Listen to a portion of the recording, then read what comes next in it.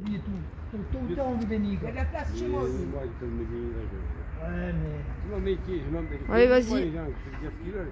Bonjour à Le tous. mec, il appelle, Enfin, bientôt bonsoir, parce que c'était assez long. Donc voilà, aujourd'hui on était tous réunis, merci à tous d'être venus, c'est super, j'ai un beau soutien. Parce que j'ai été attaquée en diffamation par une association, l'association Entraide Union, qui a détenu ma fille dans un foyer pendant 2 ans. Donc j'ai essayé de me défendre comme j'ai pu, donc je vais vous dire mes conclusions qui ont été bien sûr réfutées par les juges et qui m'ont condamnée à 2 000 € avec 1 000 € de sursis si je continue à dénoncer, ce que bien sûr je vais continuer à faire, et à 1 €... Bonsoir à tous, dites-moi si le son est bon s'il vous plaît. Pardon. Mes conclusions étaient assez simples et assez courtes, puisque j'en avais déjà fait le 12 juillet et le 31 mai, puisque ça fait quand même la 3e fois que je viens ici pour la même chose. Donc, éliminer Métis. Vu les articles 48, numéro 1 de la loi du 29 juillet 1881 sur la liberté de la presse et 423 du Code de procédure pénale, en matière d'infraction de presse, il appartient à la juridiction de jugement de relever l'irrégularité de la mise en mouvement de l'action publique qu'en vertu de l'article 48 de la loi du 29 juillet 1981, en cas de diffamation envers un corps constitué, la poursuite n'a lieu que sur une délibération en assemblée générale. Ce qui veut dire que quand une association veut attaquer quelqu'un en citation, en diffamation ou quoi que ce soit, il y a l'assemblée générale de cette association qui doit faire un PV et se réunir. Or, dans les conclusions que j'ai reçues le 23 septembre de la partie adverse, j'ai constaté un PV qui datait du 23 juin. L'avocate m'a signifié que ce n'était pas en relation avec ma diffamation. En tout cas, j'ai discuté avec elle après et elle m'a certifié qu'il n'y avait pas eu de concertation d'assemblée générale Entraide Union. Alors, pour l'espèce, cette association fait état d'une délibération postérieure, c'est ce que j'avais marqué, puisque moi, dans les pièces jointes, j'ai une AG du 23 juin 2022. Donc, afin de requérir les présentes poursuites à mon encontre, car ne respectant pas les dispositions de l'article 48 susvisé, la mise en mouvement de l'action publique est de ce fait rendue irrégulière. En matière de presse, il appartient à la juridiction de jugement de relever d'office l'irrégularité de la mise en mouvement de l'action, que si cette citation directe a été enregistrée le 22 avril 2022, que la consignation a été jugée le 17 mai 2022, alors que la G date du 23 juillet 2022 ou n'en a pas, celle-ci ne fait pas état d'une quelconque délibération antérieure à l'accusation, en s'abstenant de relever d'office la méconnaissance des dispositions rendant ainsi irrégulière la mise en mouvement de l'action. Ce qui veut dire que cette juridiction n'aurait jamais dû prendre en compte cette citation directe et même concilier. Tu veux qu'on te tienne les papiers ?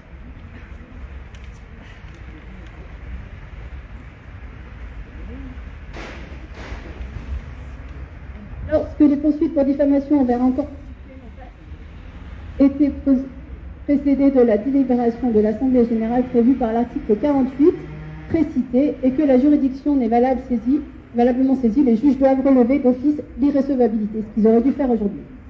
En l'espèce, il n'est pas contesté que la poursuite n'a pas été précédée d'une délibération de l'association Entraide Union, ce qui rend de ce fait irrecevable cette citation directe. D'autre part, attendu que l'article 65 dit que l'action publique et l'action civile résultant des crimes, délits et contraventions prévus par la présente loi se prescriront après 3 mois révolus, à compter du jour où ils auront été commis ou du jour du dernier acte d'instruction ou de poursuite s'il en a été fait.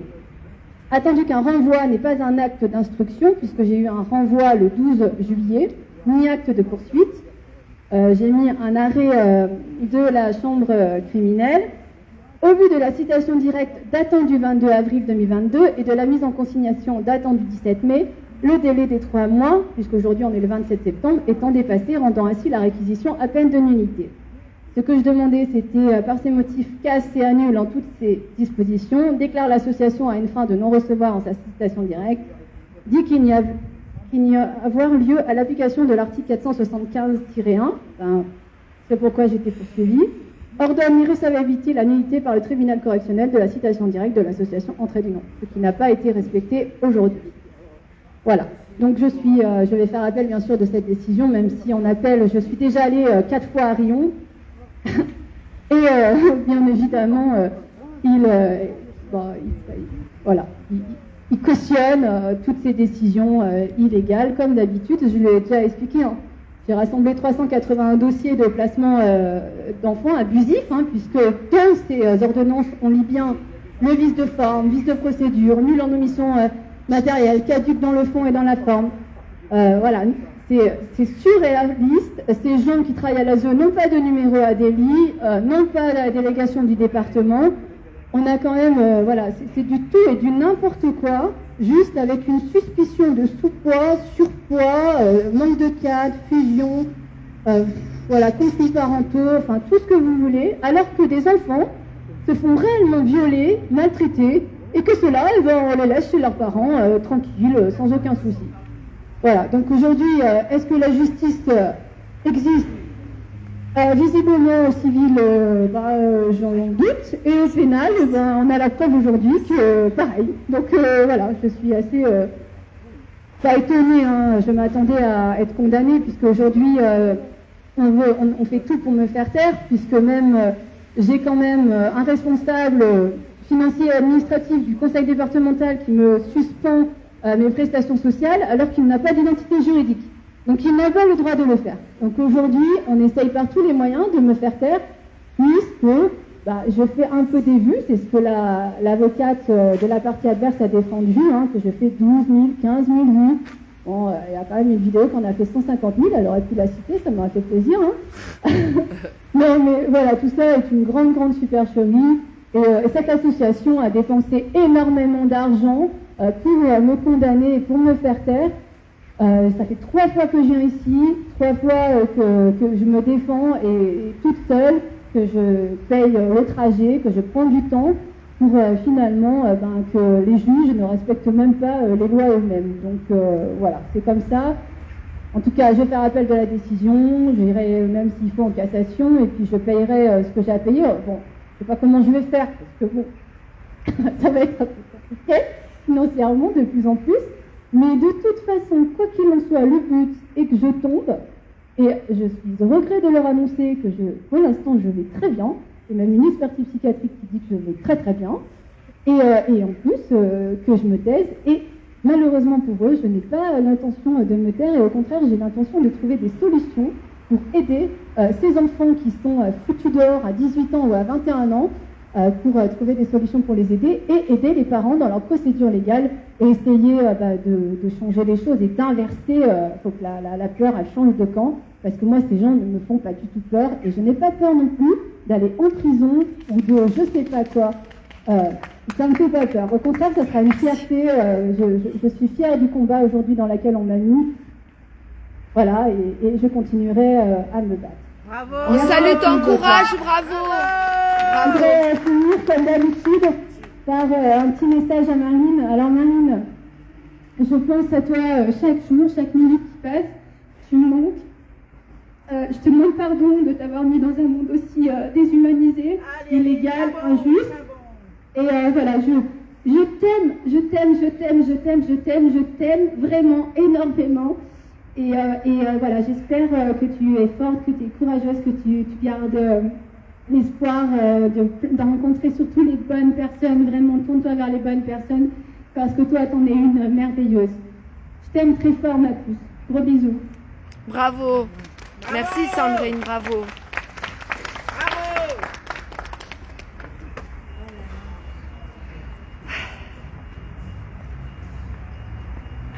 Alors, allô? Tu l'as pas été entre-temps peut-être? Attends, si Sandrine avait été... Attends, si.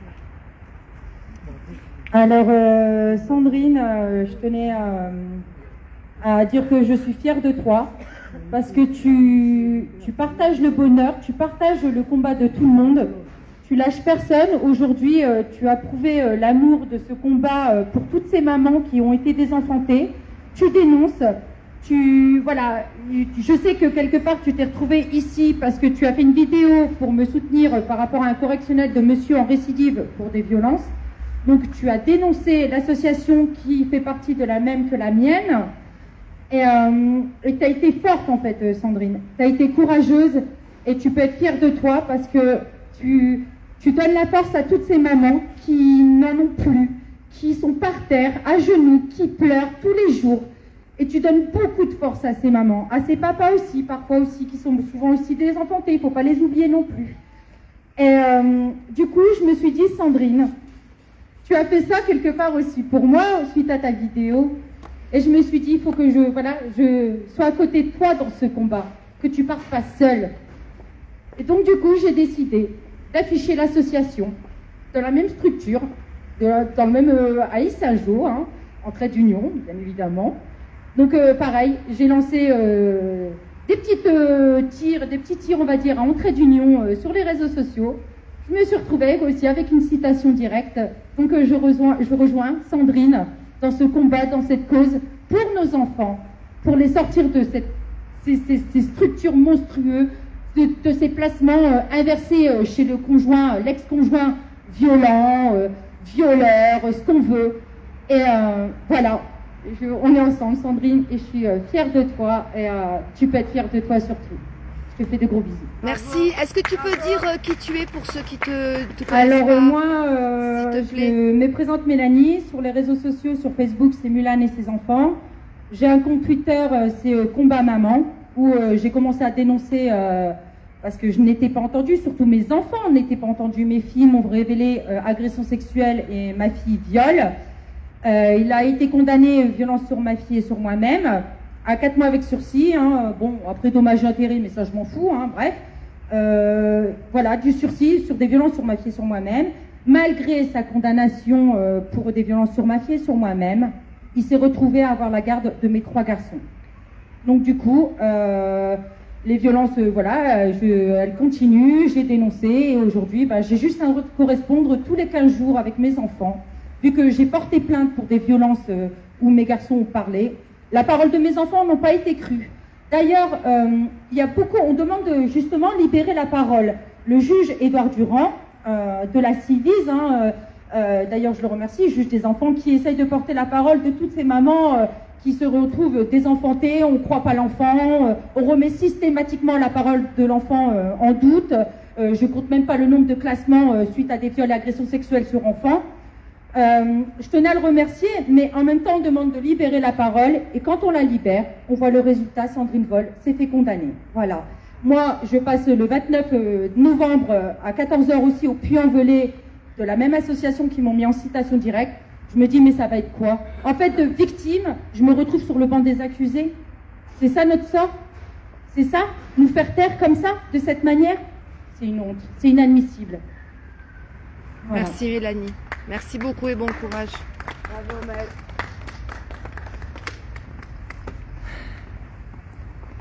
Bravo. Voilà, bonsoir à tous. Bonsoir le cha-cha-cha. Tu rappelles que l'association n'est pas inscrite au fichier finesse. Il va y avoir encore une prise de parole. Pas de souci, monsieur, je vous en prie. Ah, c'est pas grave. À ce moment-là, il n'y était pas. Bon, ben moi je suis. Il est éteint le micro peut-être. Il était- Regarde Il est- dessus.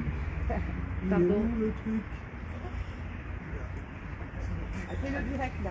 Voilà, oui, non mais je m'entends un peu mieux. Oui, donc moi je suis de l'association Père Enfant Mère qui en gros a ses 30 ans d'existence cette année. Bon, c'est pas moi qui l'ai créé, mais bon.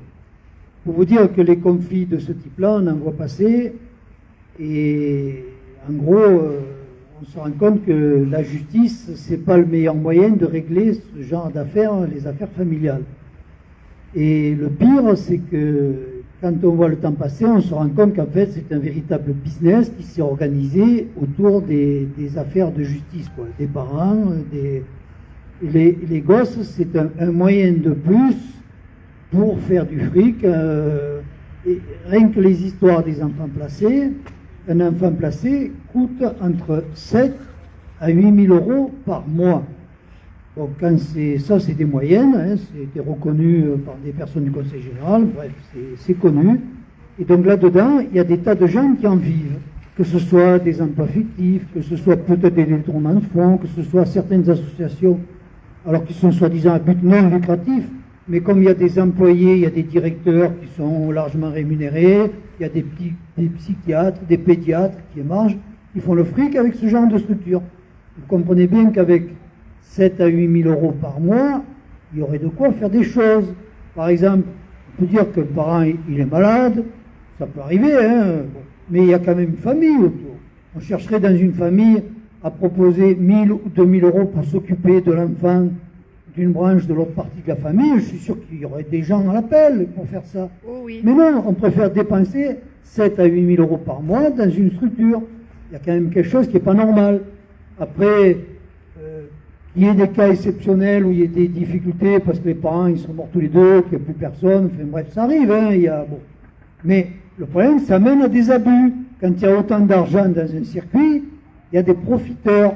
Et le problème, c'est ça, c'est quand on voit des cas comme Sandrine Woll, on se dit comment ça se fait qu'une mère comme ça n'ait pas réussi à avoir sa fille, qu'elle se retrouve 2 ans placée dans une structure. Alors, forcément, encore une fois, il y a des aberrations parce qu'il y a trop d'argent en jeu. Et des histoires comme ça, vous voyez, moi je serais partisan pour que toutes ces affaires soient publiques. Vous voyez, les gens ils se marient devant le maire, c'est-à-dire public. C'est-à-dire, là, vous voyez, vous avez une association qui est venue, mais c'est pas l'association qui est venue, c'est un avocat. C'est-à-dire, on voit personne de l'association. Oui. C'est-à-dire, on se sert d'un intermédiaire qui fait avocat, qui vient là, qui est un inconnu, voilà, comme ça, il y a sa photo, on dira, moi, on m'a dit de plaider ça, j'ai plaidé ça. Et puis, pour se débarrasser de Sandrine Woll, qu'est-ce qu'ils ont fait? L'association n'a pas été dans l'irrégularité parce qu'elle n'avait pas fait d'assemblée générale préalablement à la citation. Donc, comme elle était dans l'irrégularité, ils ont prétexté qu'elle n'avait pas remis les conclusions suffisamment tôt pour ne pas juger sur cet aspect-là. Et donc, en fait, ils ne jugent pas le fait que l'association est dans l'illégalité. Donc, on a mis le truc de côté et on a jugé sur autre chose.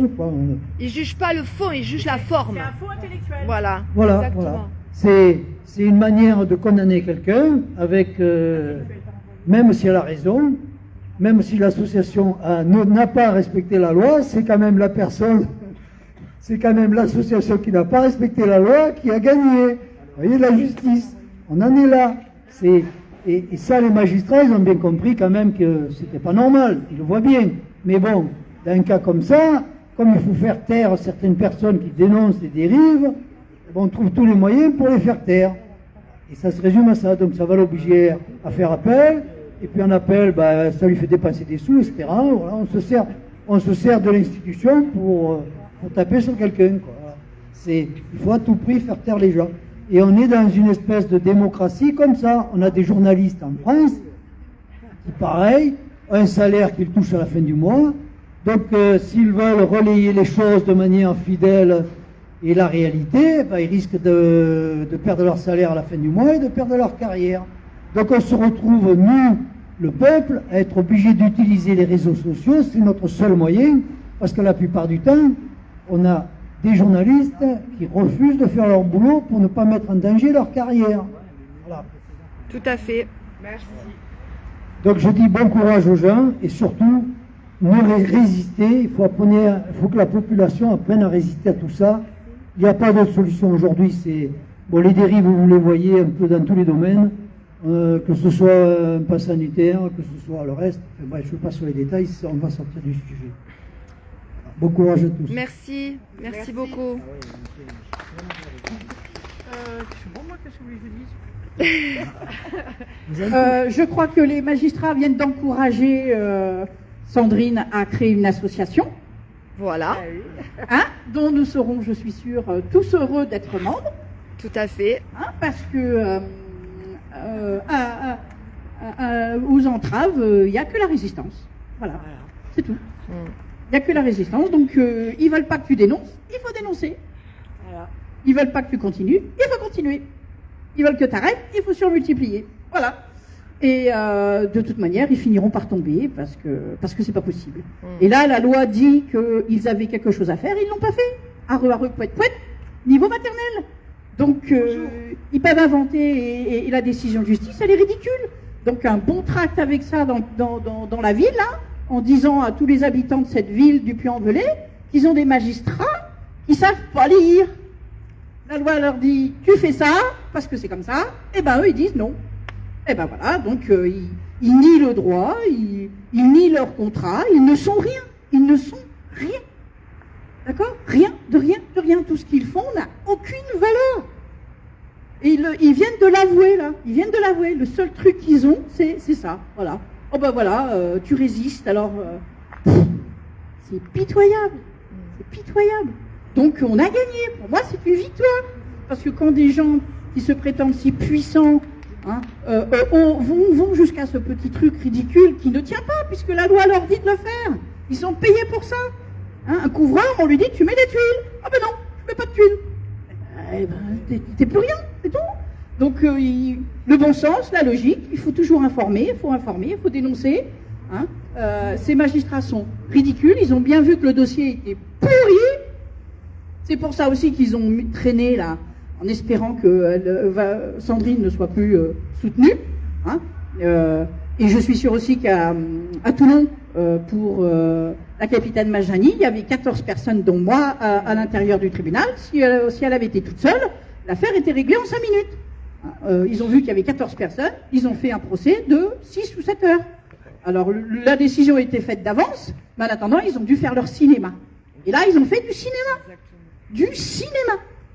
Mais on ne les paie pas pour faire du cinéma. Donc voilà, moi je trouve que c'est un encouragement et je fais un appel quand même, il faut que Sandrine soit soutenue, il faut que cette association se fasse, Sandrine, il faut qu'elle se fasse, puisqu'ils t'ont mis, ou ils veulent te mettre dans un couloir où il n'y a pas d'autre option, eh bien, il faut courir jusqu'au bout du couloir et tout défoncer comme un taureau. Voilà, on t'a mis dans un couloir, il n'y a pas de porte, eh ben tu fonces. C'est tout. De toute manière, ta fille est séquestrée par ces gens.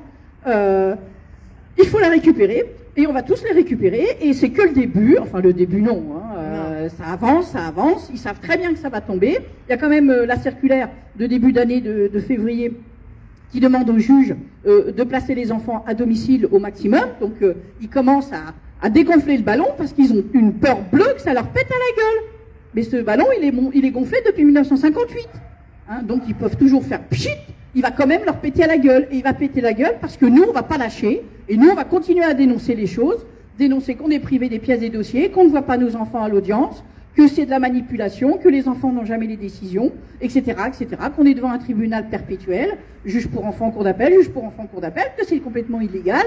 Voilà, tous ces éléments-là, on va les rabâcher, et montrer que les médias ne dénoncent pas, que les juges ne font pas du droit, que les avocats sont pourris, de manière hallucinante, sauf d'Angléan à qui on a pris l'enfant. C'est quand même la preuve que la punition, elle est là. T'es trop honnête, on prend ton gosse. Voilà. Donc, mais ces gens ne représentent pas le droit français. Le droit français est extraordinaire, il est merveilleux, il est fantastique. Et ces gens-là, c'est de la racaille. De la racaille en col blanc. Et j'aimerais rappeler encore à tout le monde, allez voir le film Icomicard. Icomicard dénonce ces gens. Dénonce ces gens, c'est tout. Et il faut que les Français continuent à se battre, parce que ce n'est pas notre droit, ce qu'ils font, c'est de la merde. Voilà. Donc, bravo, pour moi, t'as gagné. Merci T'as Hélène. une médaille de plus de résistante. Merci Hélène. Et c'est pas d'hier que la France est devenue une plutocratie libertino-pédophile. Nous avons un personnage Pour l'instant. très étrange. Voilà. Nico, tu peux nous dire un petit mot s'il te plaît, avec ou sans micro comme tu le sens. Bonjour. Alors moi je viens de Montpellier pour soutenir Sandrine. Je suis un soignant suspendu depuis 1 an.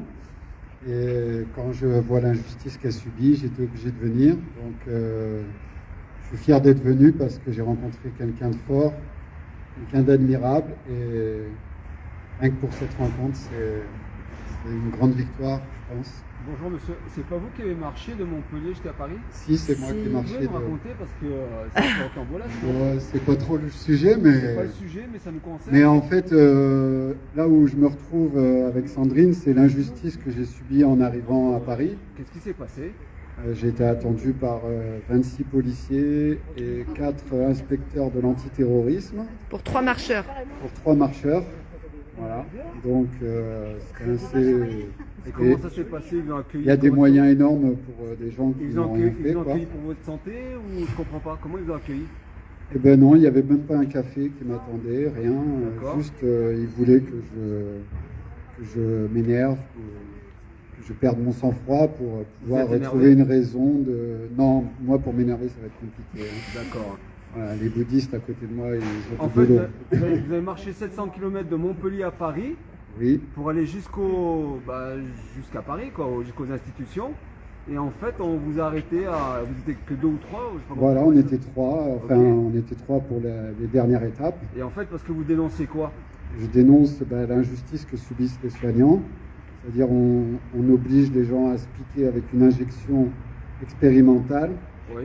qui en plus n'a pas fait ses preuves puisque les gens continuent de mourir du Covid avec 3 doses. Donc ça prouve bien que c'est pas la solution. Il existe des traitements qu'on n'utilise pas en France parce que c'est les labos qui décident Attendez. comment on doit se soigner et non les médecins.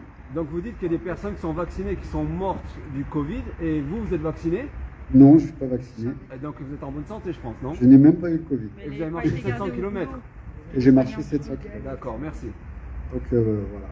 Mais ce qu'on retrouve comme similitude avec Sandrine, c'est le côté justice qui n'existe pratiquement plus dans ce pays. Et c'est ça qui est un peu qui est inquiétant vraiment pour l'avenir de chacun d'entre nous et surtout de nos enfants. Oui, permettez-moi encore, je suis désolé de vous dire, Oui, oui. mais vous avez dit que vous êtes arrivé, vous avez été accueilli par beaucoup de forces de l'ordre peut-être, n'est-ce pas? Voilà. Et ça s'est bien passé, vous avez été brutalisé, vous avez Non, pas du discuté, tout. Non, vous avez non. discuté. Bah, disons que pour brutaliser, il faut qu'il y ait du répondant en face. Et moi, j'avais le sourire, donc c'est compliqué d'arrêter violemment quelqu'un qui sourit tout le temps, quoi.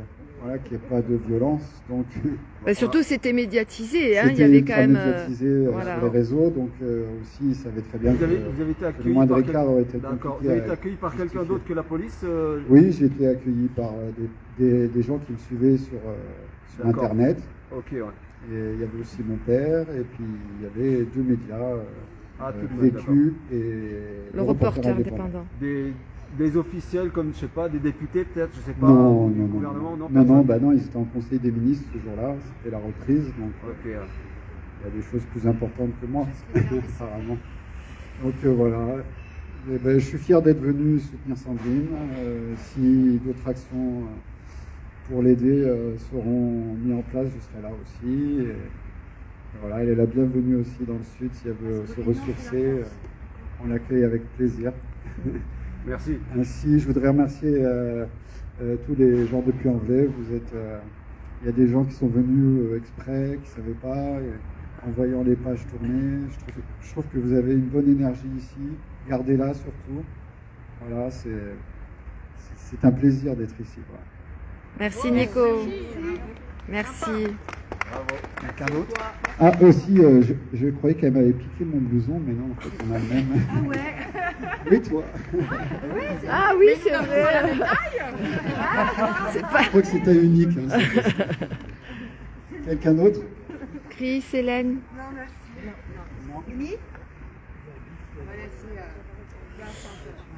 Voilà les amis, merci de diffuser. On est à peu près une petite vingtaine, hein, j'essaie de vous montrer. Je comprends pas trop le cadrage. Voilà. On a un monsieur, je sais pas d'où il est, de quelle presse. Je poserai des questions après. Voilà, j'ai pas pu faire de direct avant parce que c'est vrai que la plaidoirie s'est fait rapidement et puis il a fallu attendre le délibéré. Enfin bref, on savait pas trop. Puis du coup, on a attendu la fin pour vous dire le verdict. Voilà. Donc je vais essayer d'avoir un petit.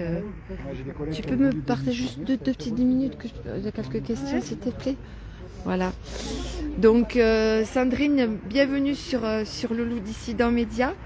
Je voudrais savoir comment tu te sens. Est-ce que tu es quand même contente du soutien? Est-ce que ça te Est-ce que ça t'apporte voilà, de la positivité, de l'encouragement? Je salue quand même ta plaidoirie, vraiment, tu es une avocate, hein, c'est ce que sont obligés ses parents, hein, ils se défendent tout seuls et vraiment de façon magistrale. Hein. Tu avais rien à leur envier du tout, vraiment magnifique. J'aurais aimé vous le montrer, hein, mais vraiment, croyez-nous sur parole, vraiment, elle nous a épaté de sa dignité et de son travail, parce que ça demande du travail, les articles, la formulation, l'aplomb que tu as devant eux, vraiment bravo, bravo. Donc comment tu te sens là? Dis-nous un petit peu.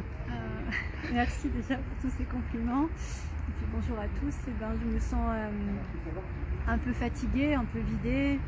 J'ai un petit peu mal à la tête parce que voilà, c'est assez de pression. Et je remercie aussi beaucoup les soutiens que j'ai eus. Justement, il y a une vraie solidarité pour aider les gens judiciairement, etc.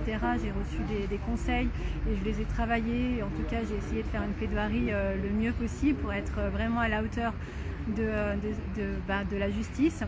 Et je suis un peu déçue de ne pas avoir été entendue, en tout cas, mais je ne m'attendais pas non plus à d'autres choses. Ça fait 4 ans que je vis l'injustice du placement de ma fille injustifiée et de ses suspensions injustifiées.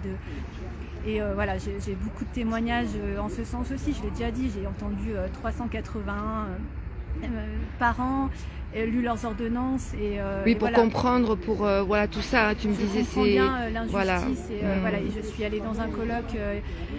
Oui, le 16 septembre. Voilà, et donc il y avait on comprend aussi que les mises sous tutelle, c'est vraiment une escroquerie judiciaire, le commerce également. Voilà. D'ailleurs, ôte-moi d'un doute, le 16 septembre, si je m'abuse, il y avait bien la présence de Madame Marion Sicot. Tout à fait. Voilà, donc faut savoir que là où tu es, là sur ce média, hier soir, donc nous a fait un fait direct où tu as préféré ne pas être là et on comprend aisément. Donc avec Gladys et Karine, mais effectivement, on a passé un documentaire vraiment magnifiquement fait et pour certains ont découvert ou redécouvert, mais évidemment Marion Sicot, magnifique quoi. Enfin c'est une femme extraordinaire et c'est vraiment des. Tu as la chance de la rencontrer. Enfin, j'espère que tu as pu échanger avec elle. Je ne sais pas, mais j'ai pas eu la chance de la rencontrer. En tout cas, voilà, je vais pouvoir communiquer avec elle très prochainement. C'est génial, ça c'est super. Et c'est sûr que c'est grâce à des gens comme ça qui dénoncent et qui ont un beau parler. C'est une historienne. Elle fait beaucoup de recherches. Oui, elle a commencé en 94. Hein. Attention, hein. Ouais. C'est magnifique. Hein. Ouais. Elle explique justement que les vols d'enfants par la justice se font depuis des années et des années. Et que, oui, il a remonté à Louis XV. Enfin, je veux dire, c'est quand même presque dans les veines de nos institutions. Hein.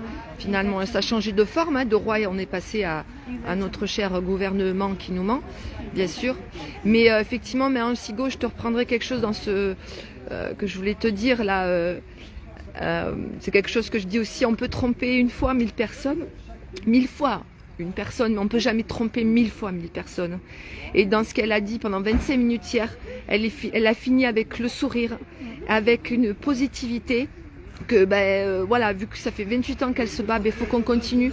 Tu vois, pour des gens comme ça qui nous aident, qui disent la vérité, parce que c'est la vérité qu'ils ne veulent pas entendre, hein, la tienne, hein, dans ta condition de maman et pour ta fille que tu aimes tant et que tu n'oublies jamais de dire à chaque fois. C'est pour ça que j'avais aucun doute d'être condamnée et on me supprime mes prestations sociales. Aujourd'hui, je suis la personne à faire taire parce que les placements abusifs, je sais de quoi je parle.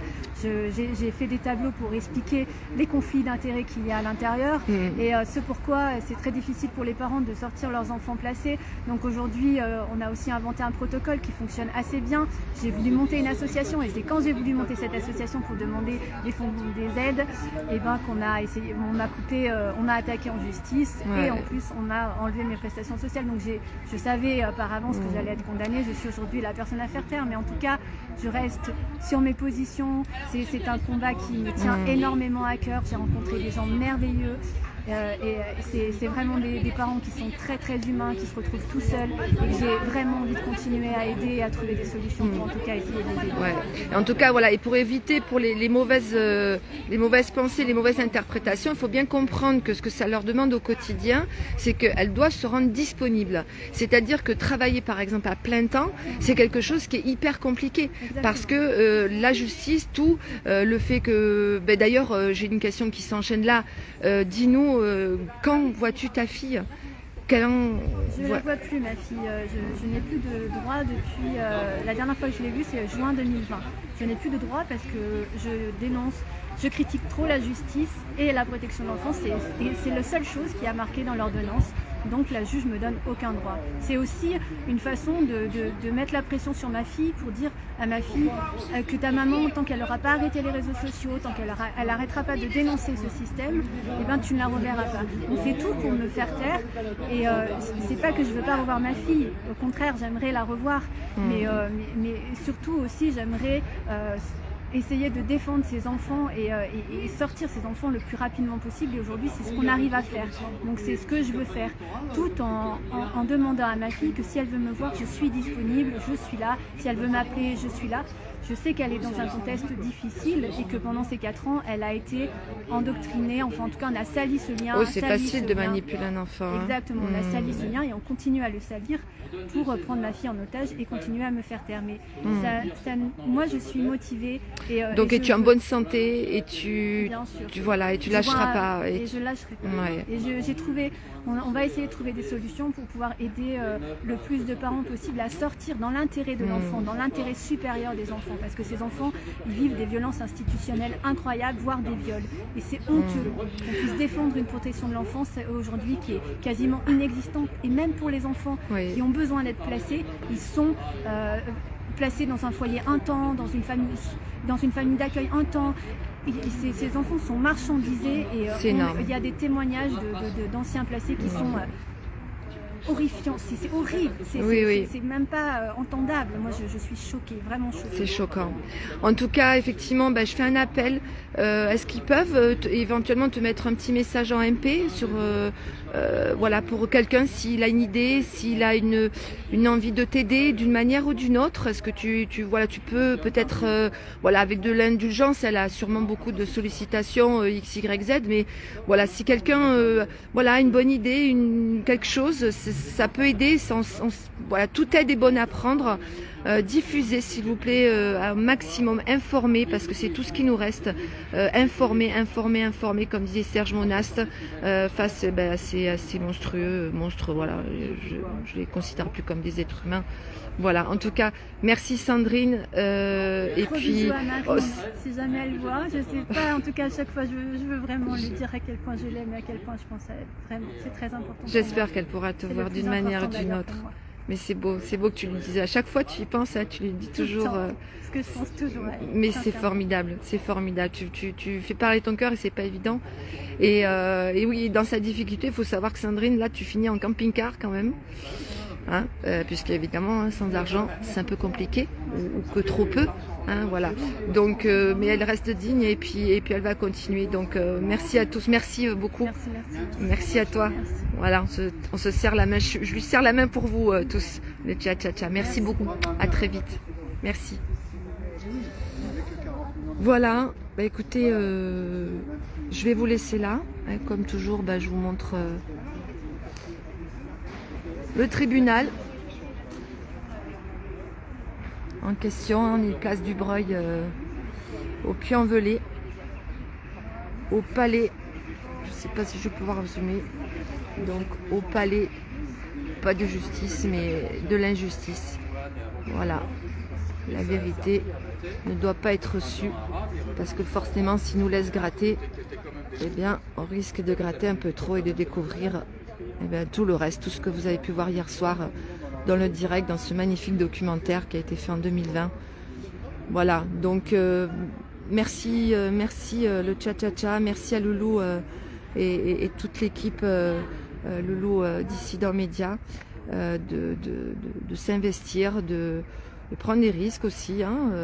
On le sait que c'est une prise de risque.